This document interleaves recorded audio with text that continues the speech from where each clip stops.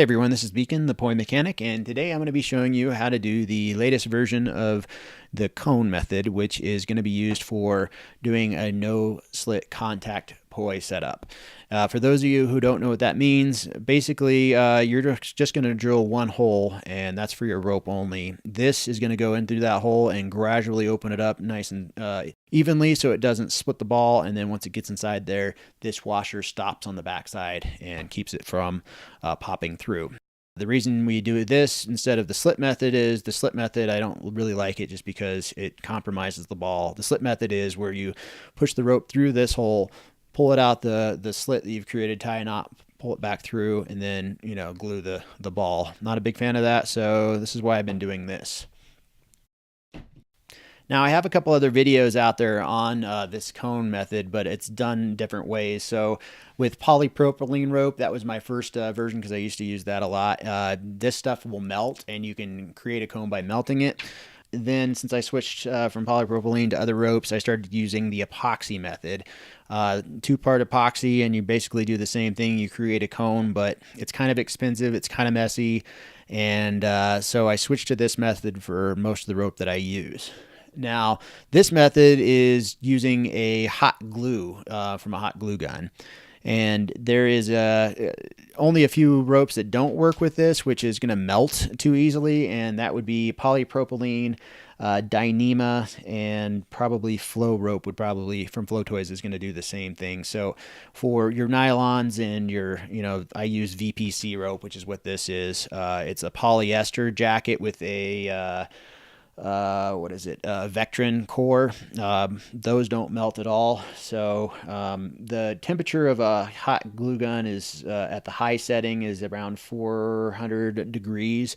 So polypropylene is 320 degrees Fahrenheit, and Dyneema is 293.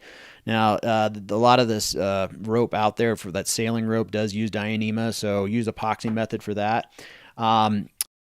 If you do, this is one I just was kind of screwing around with polypropylene, and it worked great, but there's little teeny itsy bitty fibers in there that kind of started pulling away and melting, and Dyneema is definitely worse than that. So if you're wondering how strong of a bond this is, I did it with some other rope, which you can see in my old mold here, and I didn't use any releasing agent in here. Like I usually use chapstick to keep things from sticking. Put the glue just straight in, and then I hung from this rope once it dried. I'm 220 pounds, and this did not pull out at all. So that just tells you, the strength of this, plus how necessary it is to use a releasing agent of some sort. So the way you do this is you're going to want to create a cone-shaped mold, and I do it with a step bit. Step bit is something you can get at Ace Hardware or any hardware shop, and what that does is it will gradually increase the size of the hole that's being drilled, and it creates the cone. I'd made mine originally out of wood, and wood's all right, but it's just, I don't like it because if it has any like imperfections in the wood or something like that, the epoxy or whatever you're using has a chance of getting stuck in there a lot easier, and sometimes it's really hard to pull out of wood. So I bought an aluminum block, and this is just for somebody who's gonna be making a lot of them like me, or like a poi shop or something. If you get an aluminum block, doing it with a drill, just a regular drill, is going to be really hard. I definitely recommend using a drill press. For one, it gets it perfectly centered. For two, if you really want this surface to be smooth on the inside, and that's because if it's super smooth and shiny, like you see that there, you don't have to use any releasing agent on this. You can just, pull it straight out usually. Drilling it with a drill press takes a long time, so I'm sure a regular drill is going to take a lot longer. I made two different sizes. One's for bigger rope, and one's for the 3/8. When you get 3/8 rope, you're going to want to get a washer like you see right there that goes on this, like that one right there. The washer is going to act as a stopper, but it's also going to make it so it centers the rope perfectly in the center, like that. So I have drilled for the 3/8 inch rope 11/16 hole, and the reason I did that is because this needs to fit perfectly in the center there, and This is a nylon washer that I got from Ace Hardware in the hardware section, where there's like the bolts and nuts in the pull-out drawers. This is a weird size. I don't know what it is off the top of my head. I'll leave a link in the description below. So now you got to get your washer on the rope. And the way you do that is, for one, if different size 3/8 ropes are, well, 3/8 ropes are not always exactly 3/8. Sometimes they're a little bit bigger, sometimes they're a little bit smaller. If they're bigger, and you really can't get it on there, sometimes taking a Dremel or something to the inside of the washer helps, so it slides on easier. But another way to do it is, this is a double braided rope, which means I have a core, which is this right here, inside of this rope. I'll pull the core out a little bit. And so the core is right here, and then I tape the jacket, which is the outside part here, nice and tight, and it creates this gradual increase so you can, pull the washer on a lot easier.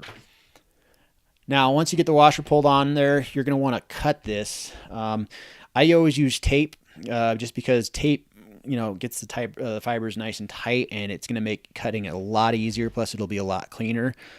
And just a razor blade should do the trick.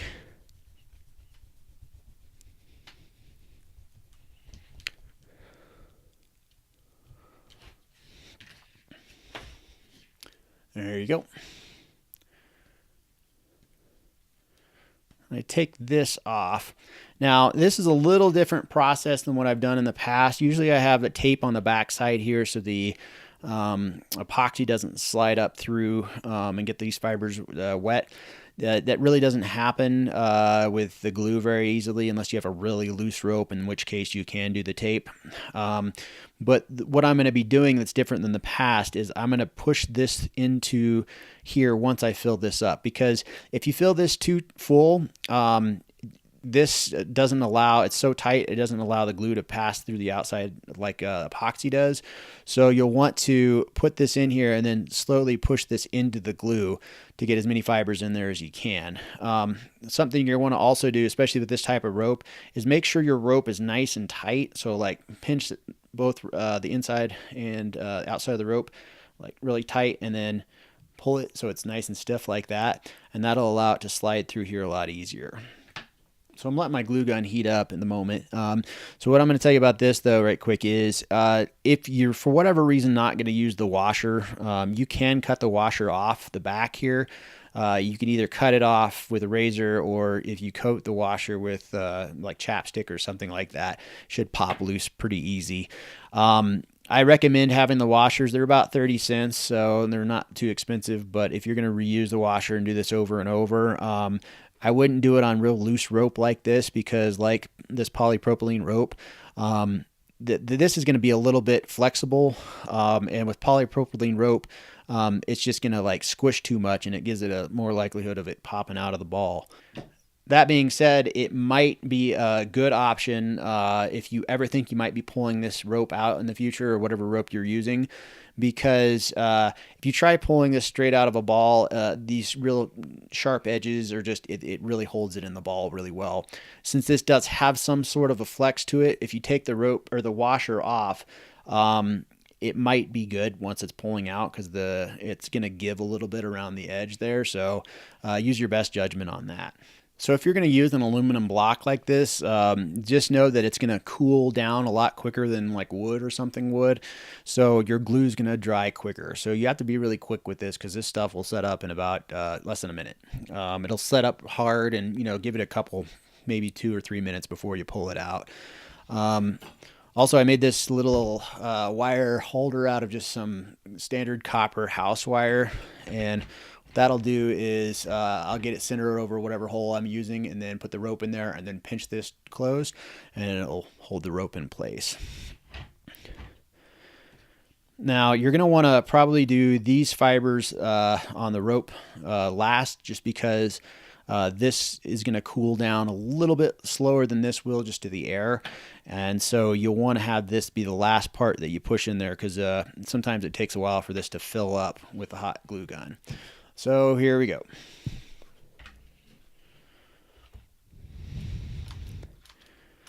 As I said, it takes a little bit of time to get the glue in here. So sometimes I'll push on the back of the glue stick while I'm pressing the trigger, and it will make it go in there a lot quicker.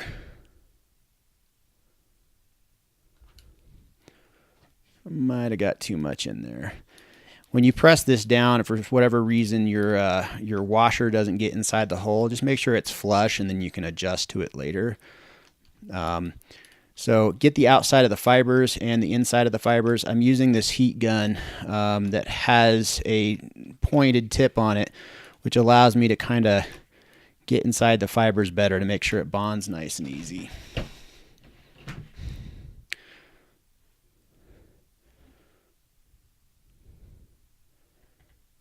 So if this wants to push the fibers out, kind of twist the rope when you're pushing it in. And my problem was I had the fibers too far out, and the fibers wanted to stick up at the side. So once you get it in there, just kind of press it in if you can. It can help to put tape on the outside of the rope right here, and that's because if your washer hole is big enough, you can slide the tape and the rope through a little bit easier, and instead of it letting it bunch up, which this one kind of did, and then at the end you can just peel the tape off before you stick it in the ball. So in the past, I've mentioned using different size drill bits to get up to the right size that you want. So starting small and getting big. It doesn't make the best cut in the plastic, unfortunately, when you do that. But this does. This is what Cassandra Smith turned me on to. It's I forget what the name of this bit is, but it's basically it's got a point on the end of it here, and I'll put the link in the description below as well. But the point holds it perfectly in the center of the ball wherever you want it, and then these edges, since they're raised up further than most drill bits, it'll start cutting the edge first, and so it makes it a perfect cut. And you'll want to do that to eliminate any risk of, splitting your ball. If you have any imperfections in the hole when you're pushing this through, you could risk splitting it. So, and when you go and put this in, definitely put some chapstick on your ball, or on this, I'm sorry, and then push it through. It's a little hard to do, or pretty hard to do, without having something on the back here. So I'll like use a pair of needle nose pliers and pinch right there, and then press into the ball, and then twist, and it pops right in just fine. Okay, so I'm ready to take this out here. If you didn't get this completely inside the hole there might be a little buildup of glue around here. Just stick your razor blade on here flat and then work your way around it. You can also just go around it like this just to make sure you got it all cleaned off. And anyways, it should pull right out like it did. If it doesn't pull straight out, it's because glue got in between here and it's just kind of creating this little suction or something. So what you'll do is just put this on the floor, put your feet on both sides, and then just pull up. So yeah, that's the video. I hope it helped some people out. If it did, please feel free to like or subscribe to my videos. I'm on YouTube, Facebook, and Instagram. If you have any comments or questions or suggestions or ways that you do it that you want to share, please leave that in the comment section below. And I'll be doing some videos in the next couple of weeks. One's going to be a complete rope review. There's tons of ropes out there, and there's a lot of information I don't feel people know when they're making their selection. So I hope to have that out next week, and also be doing a review on all the different knobs that are on the market. If you have any products that you want me to review, or any types of knobs that I don't know about that you want to send my way, I'd be happy to review them for you. And yeah, thanks for watching, and have a good day.